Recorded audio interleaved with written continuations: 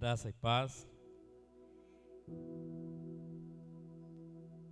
Louvamos a Deus por mais uma oportunidade que temos de estar na casa de Deus para estudarmos mais um capítulo da carta aos Hebreus. Antes de tudo, vamos ler este capítulo juntos, que é o capítulo, quem sabe? 1, 2, 3, 4 ou 5? Capítulo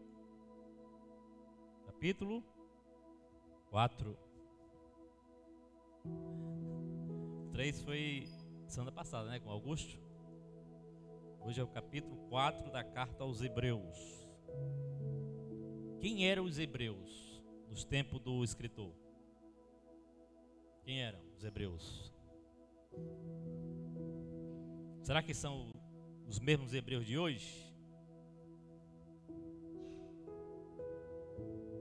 Hoje se fala muito em judeus, israelense, israelita. Qual é a diferença entre um israelense e um israelita? Quem sabe a diferença entre um israelense e um israelita? É o quê?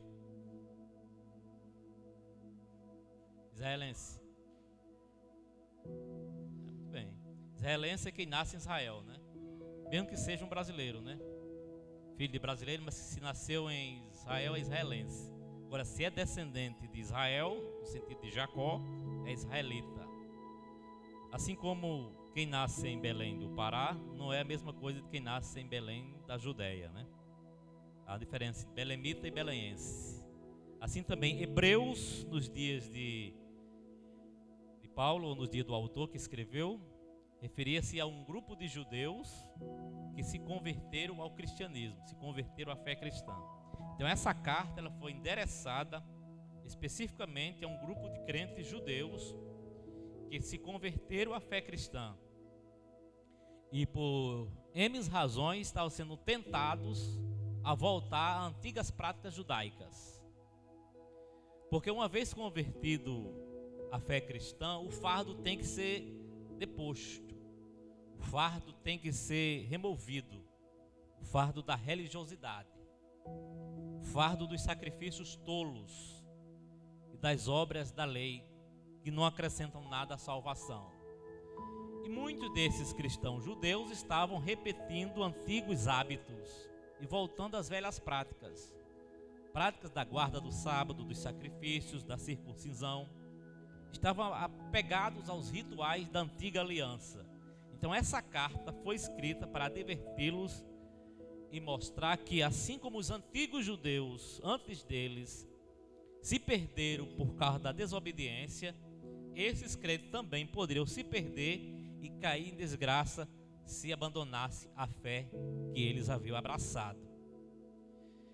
Uma coisa interessante nesta carta, que percorre todos os textos dessa carta, é o acúmulo de advertências, de orientações. Eu diria que essa carta é anticalvinista. Por que anticalvinista? Porque no pensamento calvinista existe a ideia de que uma vez salvo, salvo para sempre. É um pensamento radical calvinista, adotado por alguns estudiosos e alguns cristãos, particularmente presbiterianos e batistas, que admite que a salvação é algo intocável, que uma vez o cristão sendo salvo, a salvação nunca pode ser perdida ou removida. Só que essa carta aos Hebreus parece conspirar contra essa ideia. Por quê? Porque o tempo todo está nos advertindo. Ora, se existem sérias advertências e se existe a possibilidade de quedas e de fracassos, é porque a salvação pode, na verdade, ser perdida ou abandonada. Claro que a gente tem que evitar determinados extremos. E um dos extremos é achar que a salvação está sustentada num fio de cabelo, como se fosse algo tão fútil que basta o cristão olhar para um lado diferente e já perdeu a salvação. Se Jesus voltar agora, se ele deu uma piscadela errada, perdeu a salvação. Isso também não é bíblico. Isso também não é doutrina cristã. Isso é farisaísmo, isso é legalismo. A salvação é algo tão seguro, tão firme, mas que depende da comunhão com Deus. E essa comunhão com Deus é produzida pela ação do Espírito Santo, que relaciona e que liga o ser humano a Cristo. Não pode ser vista como algo fútil, que pode ser perdido por qualquer coisa, mas também não deve ser desafiado ao ponto de achar que a salvação é algo tão imperdível que não importa como você se comporte, nunca vai perder. Então a gente tem que evitar esses extremos. O cuidado é necessário, mas os desafios têm que ser evitados. Vamos ler o capítulo 4, depois a gente retorna com algumas discussões desse capítulo. Capítulo 4 da carta aos Hebreus. Temamos, pois, que porventura, deixada a promessa de entrar no seu repouso, pareça que algum de vós fique para trás. Porque também a nós foram pregadas as boas novas, como a eles. Mas a palavra da pregação nada lhes aproveitou, porquanto não estava misturada com fé naqueles que ouviram. Porque nós, versículo 3, porque nós os que temos crido, entramos no repouso, tal como disse, assim jurei na minha ira que não entrarão no meu repouso, embora suas obras estivessem acabadas desde a fundação do mundo. Porque em certo lugar disse assim do sétimo dia, repousou Deus de todas as suas obras do sétimo dia. E outra vez neste lugar, não entrarão no meu repouso. Visto, pois, que resta que alguns entrem nele, e que aqueles a quem primeiro foram pregadas as boas novas não entraram por causa da desobediência. Determina outra vez um certo dia, hoje, dizendo por Davi, muito tempo depois, como está dito: hoje, se ouvirdes a sua voz, não endureçais o vosso coração. Porque se Josué lhe houvesse dado repouso, não falaria, depois disso, de outro dia. Versículo 9, portanto, resta ainda um repouso para o povo de Deus. Esse é o versículo chave. Versículo 9, portanto, resta ainda um repouso para o povo de Deus. Porque aquele que entrou no seu repouso, ele próprio repousou de suas obras, como Deus das suas. Procuremos, pois, entrar naquele repouso, para que ninguém caia no mesmo exemplo de desobediência. Versículo 12, porque a palavra de Deus é viva e eficaz, e mais penetrante do que qualquer espada de dois gumes, e penetra até a divisão da alma e do espírito, das juntas e medulas, e é apta para discernir os pensamentos e intenções do coração. E não há criatura alguma encoberta diante dele, antes todas as coisas estão nuas e patentes aos olhos daquele com quem devemos ou quem temos de tratar. Versículo 14, visto que temos um grande sumo sacerdote, Jesus, Filho de Deus, que penetrou nos céus, retenhamos firmemente a nossa confissão, porque não temos um sumo sacerdote que não possa compadecer-se das nossas fraquezas, porém um que como nós em tudo foi tentado, mas sem pecado. Cheguemos, pois, com confiança ao trono da graça, para que possamos alcançar misericórdia e achar graça, a fim de sermos ajudados em tempo oportuno. Não tem como a gente explorar todos esses versículos deste capítulo. A gente vai se deter em alguns pontos e alguns textos relevantes deste capítulo. Vamos reler o versículo 9, que diz assim, que é o versículo chave desse texto. Portanto, resta ainda um repouso para o povo de Deus. Que repouso é esse que resta para o povo de Deus? Um repouso que, do ponto de vista do autor, inspirado pelo Espírito Santo, não fora alcançado pelos antepassados. Não foi alcançado nem pelos patriarcas, nem pelos descendentes de Jacó, com as suas 12 tribos, nem pelos judeus que ocuparam a terra de Canaã. Eles não chegaram a alcançar ou experimentar ou vivenciar esse verdadeiro repouso que estava no porvir, que estava no futuro. Claro que algum tipo de repouso ou descanso eles experimentaram, mas à luz desse texto parece ficar claro que todos os descansos, o repouso que os antepassados experimentaram, não passavam de sombras ou figuras do verdadeiro repouso que Deus anunciou para os crentes da nova aliança. Então essa é a grande mensagem do autor. O verdadeiro repouso não foi alcançado pelos nossos ancestrais, pelos nossos antepassados. Não foi alcançado nem mesmo por Adão, por Abraão, por Moisés, nem pelos judeus que chegaram em Canaã. O verdadeiro repouso ainda estava sendo preparado e anunciado para um tempo oportuno, do tempo atual. Agora tem um detalhe: por que eles não alcançaram o repouso? Porque os patriarcas, porque os homens do Antigo Testamento, porque o que nos antecederam não chegaram a experimentar o verdadeiro repouso, mas somente sombras do futuro. Porque tudo no Antigo Testamento, de certo modo, apontava para o futuro. Muitas das coisas não passavam de sombras de uma realidade que estava por vir. Por exemplo, os sacrifícios de animais eram reais, mas de certo modo eles eram típicos do verdadeiro sacrifício que iria acontecer no futuro.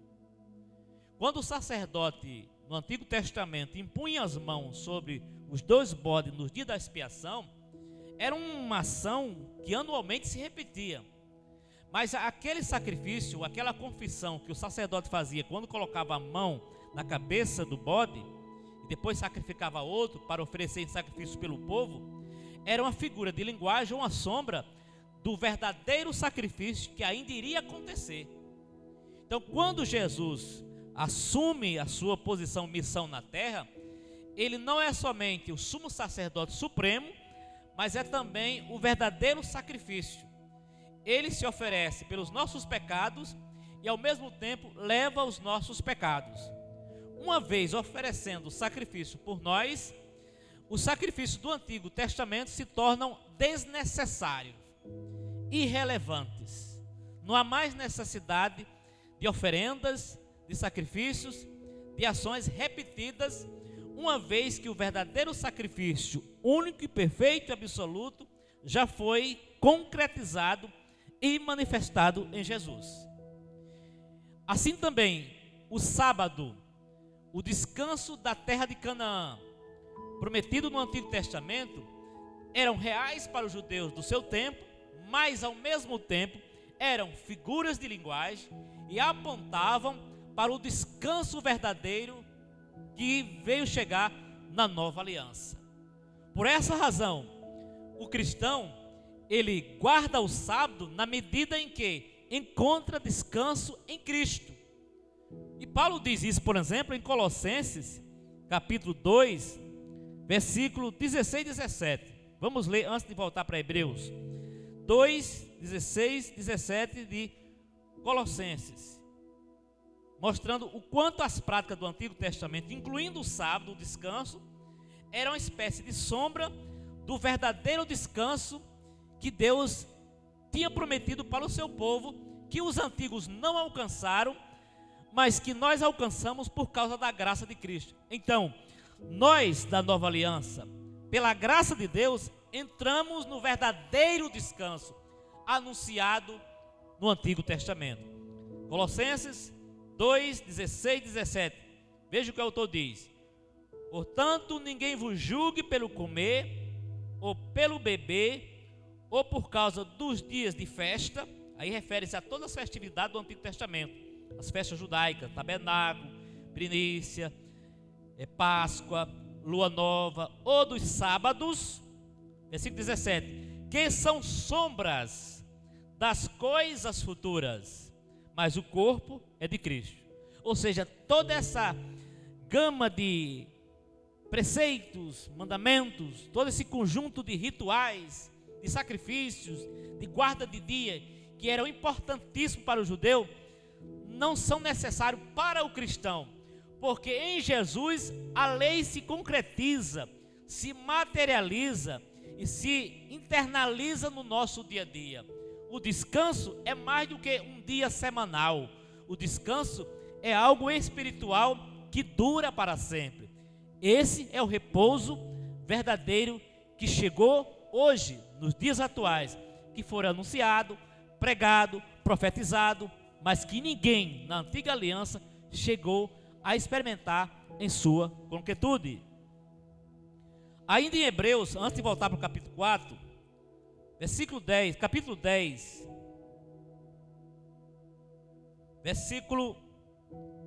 capítulo 10, versículo 1 de Hebreus. A gente volta já para o capítulo 4. Capítulo 10, versículo 1. Porque tendo a lei a sombra dos bens futuros, olhe bem, sombras, não eram necessariamente a realidade em si, a realidade estava por vir. Porque tendo a lei a sombra dos bens futuros, ou seja, na antiga aliança, tudo que se faziam eram práticas temporárias, passageiras, sombra de uma realidade que estava para chegar. E essa sombra foi materializada e concretizada quando Cristo se revelou e nos trouxe a graça. Porque tendo a lei a sombra dos bens futuros e não a imagem exata das coisas, nunca pelos mesmos sacrifícios que continuamente se oferece cada ano pode aperfeiçoar os que a ele se chegam. Porque era necessário que todos os anos os sumos sacerdotes entrassem no lugar santíssimo para oferecer sacrifício pelos seus pecados e das pessoas, porque os sacrifícios eram sombras de uma realidade que estava por vir, se repetiam, eram sacrifícios incompletos, eram sacrifícios imperfeitos. A graça ainda estava por vir de sua forma plena. Quando Cristo vem, então se faz necessário abandonar todos esses rituais. Aí qual era o problema desses crentes hebreus no primeiro século da igreja?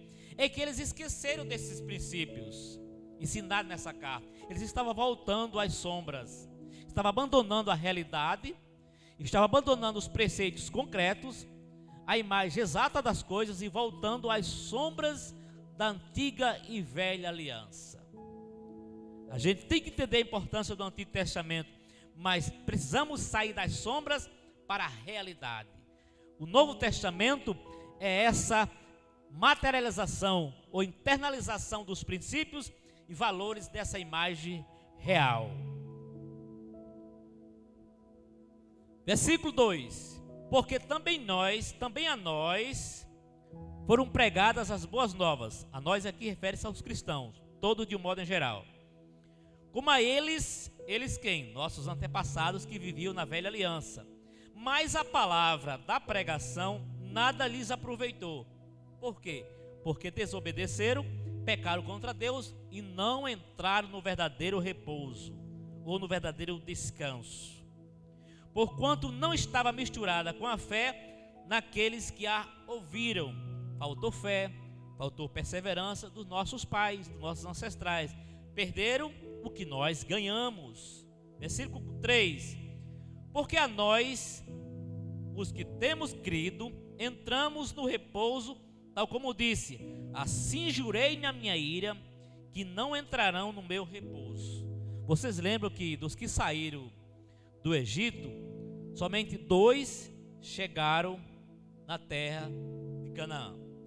Somente 2, Josué e Caleb, experimentaram, de certo modo, um repouso prometido por Deus, o descanso, porque era uma promessa para toda a nação. Deus prometeu a toda a nação lhes dar descanso, lhes dar repouso, tirar da escravidão do Egito, condicioná-los e levá-los à terra prometida para lhe dar descanso. Porém, a desobediência, a obstinação, a revolta do próprio povo, a murmuração, fez com que eles fossem punidos por Deus e não entrassem no repouso de Deus. Eles falharam, mas a promessa de Deus permaneceu de pé. E ao invés daqueles judeus rebeldes que abandonaram a promessa, experimentaram o repouso, Deus agora estende de forma muito mais ampla e plena para a igreja. Ou seja, eles perderam de forma parcial o que nós ganhamos de forma plena. Eles perderam o repouso da terra prometida e nós ganhamos não somente o repouso aqui nesse mundo, mas a esperança do descanso eterno. É isso que o autor está dizendo e mostrando: olhe, em Jesus a promessa é maior, é mais importante. Não faz sentido vocês voltarem, não faz sentido ficar apegado às sombras, às regras, as normas, a circuncisão da velha aliança para tentar se justificar diante de Deus. A graça transcende isso. Jesus traz tudo isso sem esse fardo pesado dessas ritualistas judaicas. É isso que os judeus da época do autor precisavam ser lembrados. Versículo 4: porque em certo lugar disse assim do sétimo dia. É interessante como o autor, ele cita aqui Gênesis capítulo 2, que fala do sétimo dia, mas ele não cita como uma observação para os cristãos obedecer. Ele está fazendo referência, dizendo o seguinte: esse dia que Deus mandou os judeus guardarem, era de certo modo uma prefiguração do descanso que Cristo no futuro ia dar. Então o próprio sábado e o descanso da terra prometida eram de certo modo simbologias, sombras de uma realidade que estava para chegar, a realidade em Jesus. Versículo 5: e outra vez neste lugar não entrarão no meu repouso. Isso por quê? Por causa da desobediência.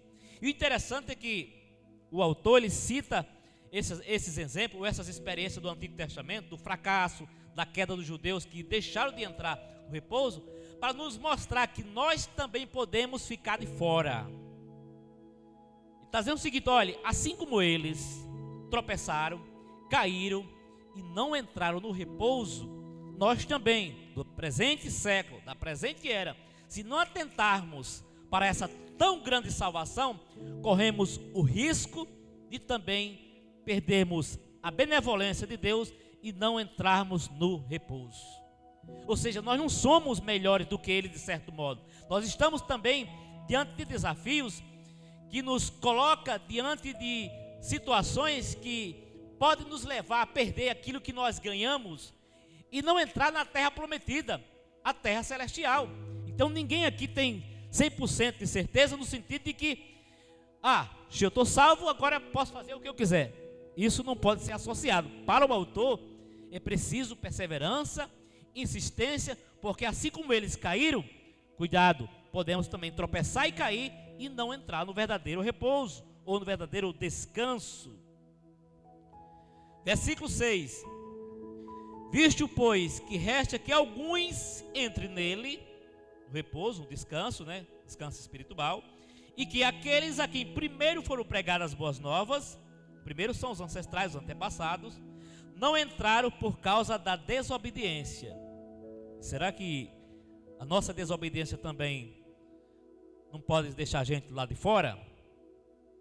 Eu lembro que uma vez eu conversando com um irmão calvinista, ele dizia o seguinte: olha, a salvação é algo tão seguro que é impossível que você em algum momento abandone a fé e perca a salvação. E essa doutrina é muito forte nos círculos calvinistas, porque ela pressupõe que você nunca pode perder a salvação. Uma pessoa que abandona a fé, segundo os calvinistas radicais, é porque na verdade ela nunca teve fé. E inclusive cita o texto de João quando diz assim: saíram do meio de nós, porque não era dos nossos, se fosse dos nossos teriam permanecido. Faz sentido em algum momento. Porém, existe uma série de advertências, de orientações, que só fazem sentido se você pressupor que a queda pode acontecer e você pode perder e pode apostatar da fé. A carta aos Hebreus é uma revelação de tudo isso. É como se você fosse viajar, por exemplo, para Maceió. Você não conhece o caminho e você sai. Vande, por exemplo, vai viajar para Maceió e ele vai pisa pesado, como sempre, E no caminho ele vê assim, homens trabalhando. Ele vai vendo, curva perigosa, a 100 metros. E aí vai vendo os sinais, de trânsito. Depois ele passa alguns quilômetros e percebe que aquelas informações eram falsas. Não existia homens trabalhando, não havia curva perigosa, não havia buraco, a estrada era limpa, livre. E as advertências, algum maluco colocou ali. É como se o calvinista dissesse assim: Deus coloca as advertências, mas o perigo não existe. Ora, se existe um perigo ou a advertência de que você pode cair, é porque o perigo existe. Senão não faria nenhum sentido. Qual é a razão de Deus colocar nas Escrituras uma série de advertências? Aquele que está em pé, olhe, não caia. O texto ainda continua dizendo o seguinte: quem perseverar até o fim será salvo. Vigiai, sede atento. Essas advertências só fazem sentido porque o perigo está lá.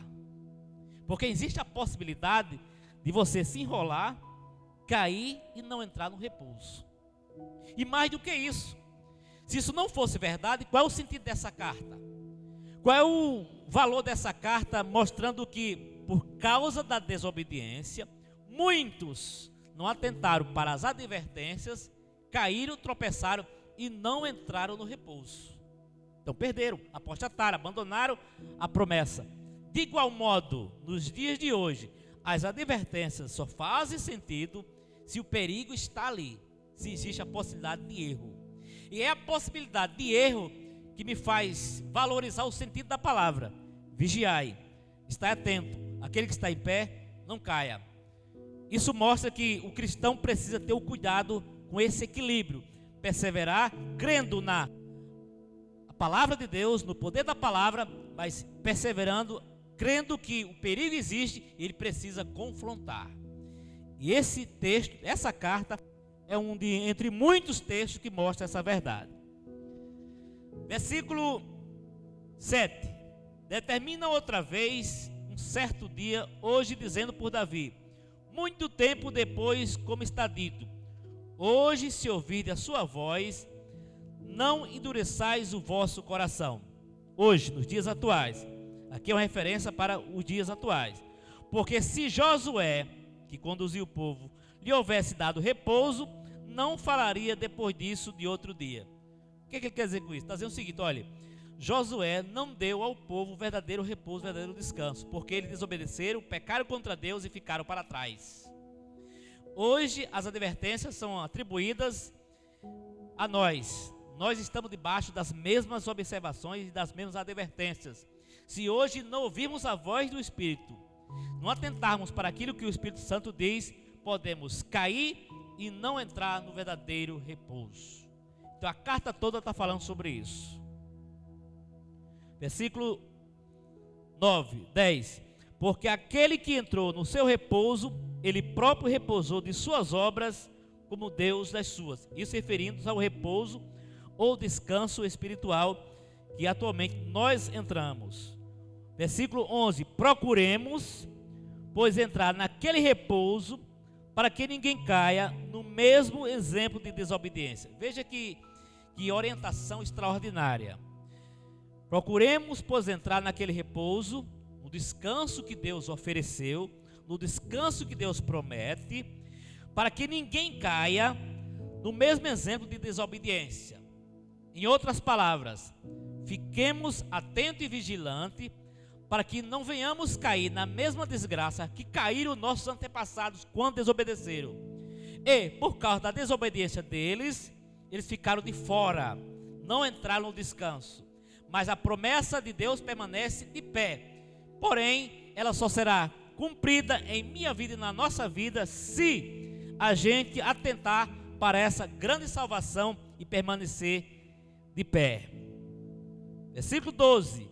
Porque a palavra de Deus é viva e eficaz e mais penetrante do que qualquer espada de dois gumes, e penetra até a divisão da alma e do espírito, das juntas e medulas, e é apta para discernir os pensamentos e intenções do coração. E não há criatura alguma encoberta diante dele, antes todas as coisas estão nuas e patentes aos olhos daquele com quem temos de tratar ou de prestar contas. Aí, a partir do versículo 14, o autor vai fazer o seguinte: ele vai tomar a figura de Jesus, o exemplo de Jesus, como exemplo maior, para que a gente tenha uma razão, além dos nossos antepassados, de permanecer e de perseverar. Eles fracassaram, eles tinham seus ideais, seus líderes, mas muito mais do que eles, nós temos a figura histórica e real de Jesus Cristo. E Jesus aqui não é tratado como uma divindade que simplesmente permaneceu fiel por ser Deus. Não, o autor vai tratar Jesus como um ser humano sujeito às mesmas fraquezas que nós, para mostrar que se Jesus foi capaz de suportar na carne, na natureza humana, as afrontas e permanecer fiel a Deus, nós também, mediante a sua graça, espelhando na pessoa de Cristo, podemos perseverar e insistir e não cair no erro da desobediência dos nossos antepassados. Versículo 14. Visto que temos um grande sumo sacerdote. Vocês lembram que em outros momentos a gente falou do sacerdócio de Jesus. Jesus, ele, em seu ministério terreno e celestial, exerce a função de sacerdote, mas de um modo totalmente distinto dos sacerdotes do Antigo Testamento. Primeiro porque Jesus não era da tribo de Levi. Não havia sacerdotes da tribo de Judá. A lei mosaica determinava que todos os sacerdotes e levitas eram oriundos da tribo de Levi, era a tribo sacerdotal. Isso por si só mostra que o sacerdócio de Jesus não tem relação com o sacerdócio de Arão. E segundo, Jesus era tanto o sacerdote como era o sacrifício. Ele era tanto aquele que ofereceu o sacrifício, como ofereceu o sacrifício de si mesmo. E mais, o sacrifício de Cristo, ele não se repete. A gente repete um ato simbólico, mensalmente aqui na Santa Ceia, mas é uma repetição simbólica. Mas o ato de Jesus, a morte de Jesus, foi única, perfeita e completa. Não há necessidade de repetir. Então, qualquer crença que tenta diminuir o sacrifício de Jesus, está contrariando o que diz as Escrituras. Ele é o sacrifício perfeito e o sacerdócio perfeito, estando numa categoria muito elevada. Porque Jesus não é um filho de Deus, ele é o Filho de Deus, no singular, que penetrou nos céus. Retenhamos firme a nossa confissão. Aí no versículo 15 diz assim: porque não temos um sumo sacerdote que não possa compadecer-se das nossas fraquezas,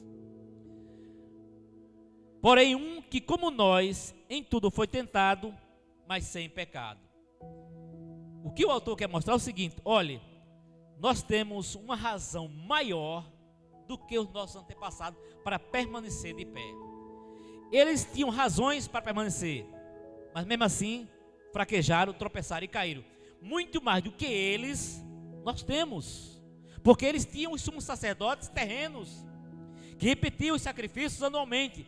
Nós temos o supremo e sumo sacerdote, o homem perfeito Jesus. Porém, em sua natureza terrena e humana, ele se sujeitou a todos os tipos de tentações, fraquezas que um ser humano sofre neste mundo, para que a gente possa tomá-lo como exemplo e segui-lo.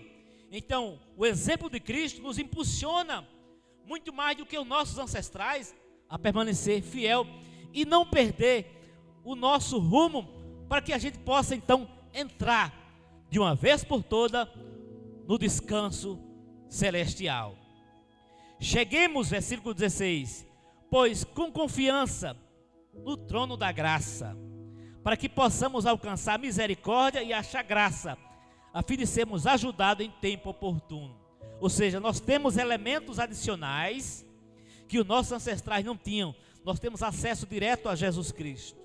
Você lembra que quando Jesus disse, está consumado, o véu do santuário se rasgou em dois, de alto a baixo. O que Jesus está dizendo com aquele evento, com aquele fenômeno? Está dizendo o seguinte: o sacrifício de animal acabou. Agora, não somente o sumo sacerdote tem acesso ao santuário. Agora todos nós, o crente mais simples neste mundo, tem acesso direto à presença de Deus e entrar no lugar santíssimo pela fé e alcançar a graça de Deus. Então não adianta a gente apelar para o erro dos antigos e dizer, se eles caíram, nós caímos. Não, eles caíram, deveriam permanecer. Mas muito mais do que eles, nós temos Jesus, o supremo sacerdote, e ele está disposto a nos ajudar em tempo oportuno. Mantenhamos firme a fé para que possamos entrar no descanso final. Amém. Agora a gente tem 5 minutos para vocês fazerem algumas considerações.